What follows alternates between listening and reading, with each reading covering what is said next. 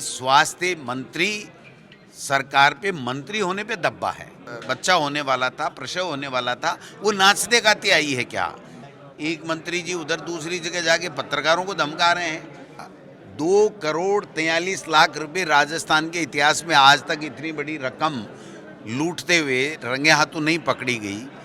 वो मिल गए, सीकर में एफआईआर लॉन्च हो गई। जो मंत्री जी कह रहे हैं कि हमारी डिकोई के सदस्य हैं, वो लोगों से पैसे ले रहे थे, एफआईआर हो गई। आज तक उनके खिलाफ कोई कार्रवाई नहीं। सरकार ने रेड डाली, रंगे हाथों पकड़े गए, सबका नाम आ गया। प्रदेश के लोगों के साथ में ये न्याय नहीं कर पा रहे हैं। आज अपराध बढ़ रहे हैं, भ्रष्टाचार चरम पे है, भ्रष्टाचार में खुद सरकार संलिप्त है। देखिए, जो इस मोदी सरकार में युवाओं के साथ में अन्याय हो रहा है, पेपर लीक हो रहे हैं, नौकरियां मिल नहीं रही हैं, बच्चे सुसाइड कर रहे हैं, उनकी आवाज़ कोई सुन नहीं रहा है, तो राहुल गांधी जी ने 17 तारीख से जो है युवाओं की आवाज़ सुनने के लिए, उनके साथ चर्चा करने के लिए, उनकी आवाज़ बन करके देश की लोकसभा में सरकार के कानों तक ले जाने के लिए एक मैं समझता हूं कि प्रोग्राम शुरू किया है, जिसमें 17 तारीख को, इसी 17 तारीख को राहुल जी शाम को 6 बजे कोटा आएंगे और वहां पर जो युवा हैं हमारे, जो परेशान हैं पेपर लीक के कारण से, नौकरियां नहीं मिलने के कारण से आत्महत्याएं कर रहे हैं, उनको एक संबल प्रदान करेंगे और उनसे एक चर्चा करके और उनकी आवाज़ बनने का काम करेंगे। सर, बीज को लेकर जो कार्रवाई मंत्री की तरफ से की गई, कई ट्रैप भी हो गए, अधिकारियों के खिलाफ जांच चल रही है, क्या कहेंगे इसको लेकर? ये देखिए,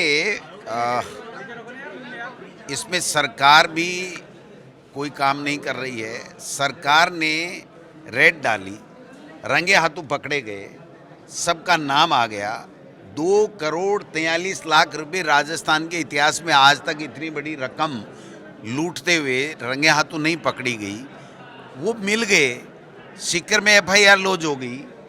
जो मंत्री जी कह रहे हैं कि हमारी डिकोई के सदस्य हैं, वो लोगों से पैसे ले रहे थे, एफआईआर हो गई। आज तक उनके खिलाफ कोई कार्रवाई नहीं और मंत्री जी जिम्मेदारी लेने को तैयार नहीं। एक सीट हारने पे जिम्मेदारी ले सकता है वो मंत्री, राजस्थान में उनके नाम से भ्रष्टाचार हो रहा है, लूटा जा रहा है किसानों को, व्यापारियों को, उस पर कोई जिम्मेदारी नहीं ले रहा है। तो ये दोहरी नीति, इसीलिए तो कहते हैं ना हम कि भारतीय जनता पार्टी की दोहरी नीति है, कथनी और करनी में फर्क होता है।